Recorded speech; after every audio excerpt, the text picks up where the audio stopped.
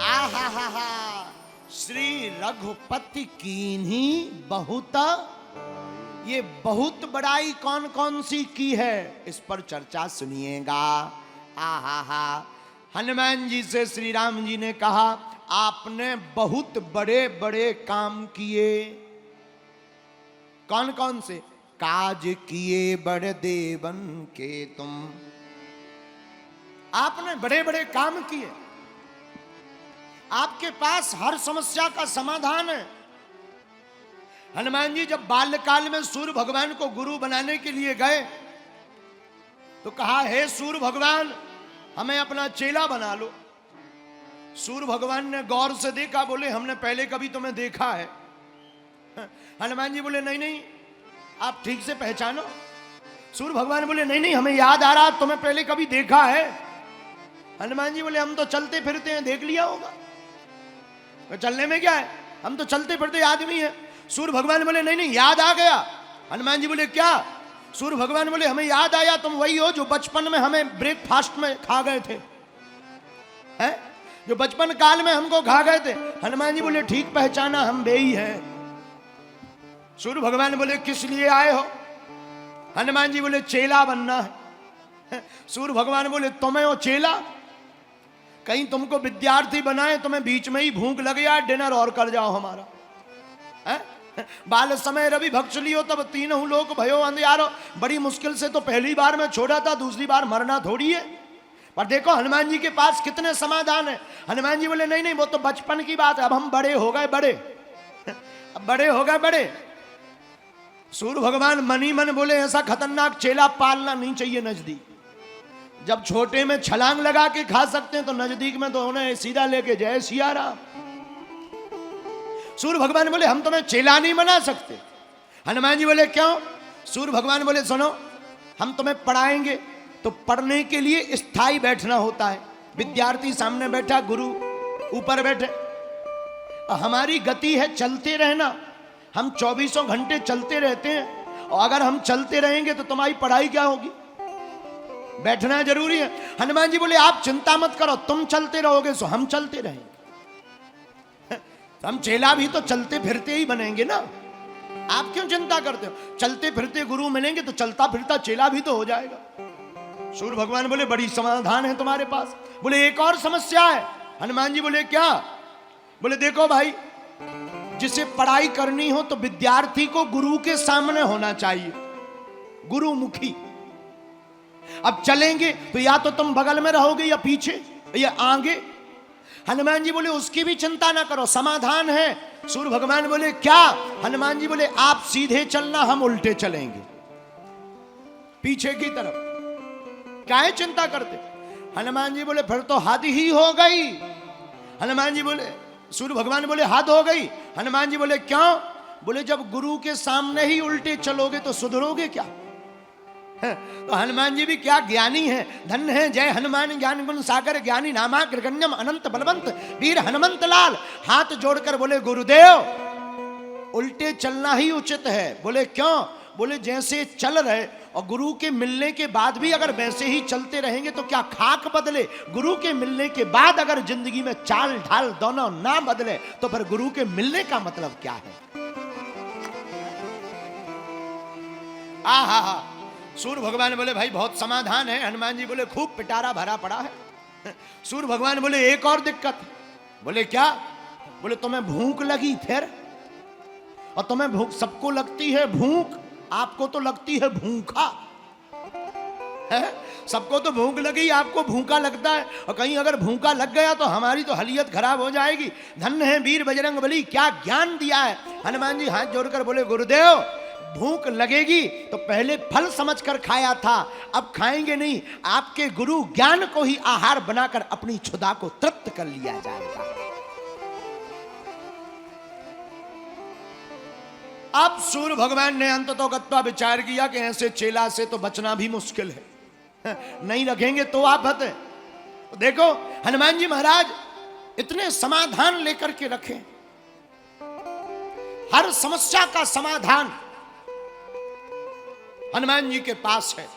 दुनिया की ऐसी कोई समस्या नहीं जिसका समाधान वीर बजरंग बली के पास है। हनुमान जी रावण के सामने गए, बांधकर नागपाश में मेघनाद ले गया। ब्रह्म अस्त्र ही साधा कपिमन कीन विचार, जो न ब्रह्मसर मानयो महिमा मिटाए अपार। रावण के सामने ब्रह्मास्त्र में बंधे हुए वीर बजरंग बली को देखकर रावण बोला, सुनो यहां तुम्हारे बैठने की व्यवस्था नहीं है। हनुमान जी बोले, तुम चिंता ही मत करो, हम अपना आसन लेकर के ही चलते। किसी ने कहा क्या आसन है? हनुमान जी ने अपनी पूंछ बढ़ाई, आसन बनाया, रावण से ऊपर बैठ गए। ले अपना आसन अपने साथ में। और मेरे पागलो, बात बहुत पते की है। बोले क्या? हनुमान जी महाराज की इन्हीं महिमा का बखान रघुपति कीनी बहुत बड़ाई, धन्य है वीर बजरंग बली। आपका क्या कहना, इस महिमा का क्या कहना? अपने मुख से प्रभु श्री राम जी सुना रहे हैं। और राम कथा के श्रोता अगर हनुमान जी हैं, तो हनुमान कथा के श्रोता स्वयं श्री सीताराम जी हैं। हनुमान कथा को सुनने वाले श्री सीताराम जी हैं। इसीलिए तो गोस्वामी श्री तुलसीदास जी कहते हैं, इन्हीं महिमाओं को देखकर रघुपति कीनी बहुत बड़ा, रघुपति कीनी बहुत बड़ा,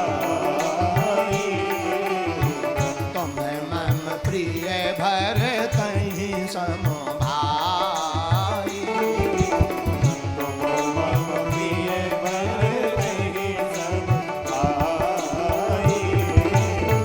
श्री राम जय राम, श्री राम जय राम, जय जय राम, श्री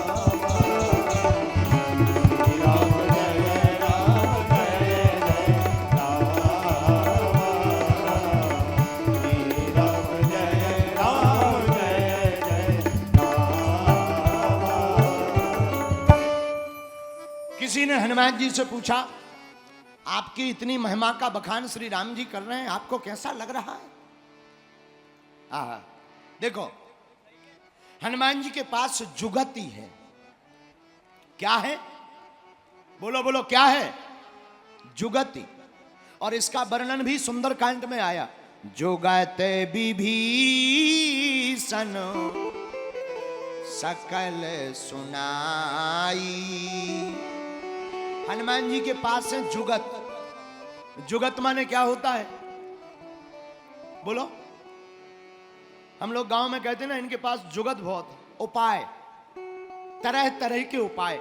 हनुमान जी के पास तरह तरह के उपाय हैं। जैसे एक ठैया बड़ा मलहरा का हमारा चेला है चंगीलाल।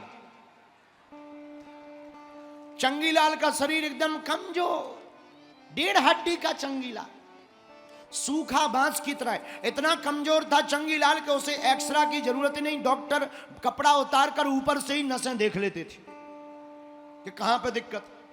इतना कमजोर चंगीलाल भारी बड़े पहलवान को, मोटे पहलवान को पछाड़ देता। तो किसी ने कहा कि भाई चंगीलाल, ये तुम्हारे पास दाव पेंच कैसे आने? बड़े बड़े पहलवान जिनसे कोई हाथ मिलाने को डरता है और तुम उनको चित्त कर देते हो, बेहोश कर देते हो, 2-2 दिन नहीं उठते, तबीयतें खराब हो जाती पहलवानों। आखिर तुम ऐसा जानते क्या हो? चंगीलाल के पास भी जुगत ऐसी, बड़ा मलहरा का आदमी जुगत में आगे होता है। तो चंगीलाल बड़ा मलहरा का आदमी बोला, दरअसल हम लड़ते थोड़ी हैं। बोले फिर करते क्या? बोले हम 6 महीना नहाते ही नहीं हैं। तो बोले होता क्या? बोले जब हम लड़ने जाते हैं शरीर से इतनी दुर्गंध आती है, पहलवान अपने आप चित्त गिर जाता है। आओ, बताओ, आओ, आओ। नहाते ही नहीं है, और 6 माह कोई नहाए ना तो शरीर की दशा समझो। और बोले पर हाथ मिलाने आएगा, बोले हाथ मिलाते ही बेहोश हो जाता है। तो बोले लड़ने की जरूरत ही क्या है? धन्य है, देखो अद्भुत बात। और धन्य है एक बात और, हमें हमारे बहुत ही अच्छे दार्शनिक, हमारे प्रिय दार्शनिक श्री लाओत्से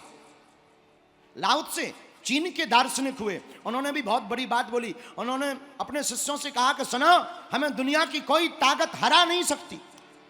लोगों ने कहा पागल हो गया, दिखने में एकदम कमजोर, तुम्हें कोई हरा नहीं सकता, कैसे? How possible?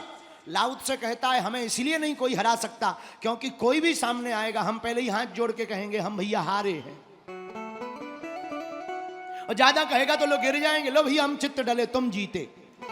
अब बताओ दुनिया की कौन ताकत हरा सकती है? माई बाप धन्य है ये जुगत। तो जुगत हनुमान जी के पास भी ऐसे ही बड़ी खतरनाक है। हनुमान जी ऐसी ऐसी जुगत बताते हैं, ऐसी ऐसी जुगत का प्रयोग करते हैं। इसलिए मेरे पागलों, बड़ा मलहरा के लोगों, जो हनुमान जी की साधना करता, हनुमान जी की पूजा करता, वो भी समस्याओं का समाधान जानने लगता है और समस्या का समाधान होने लगता है।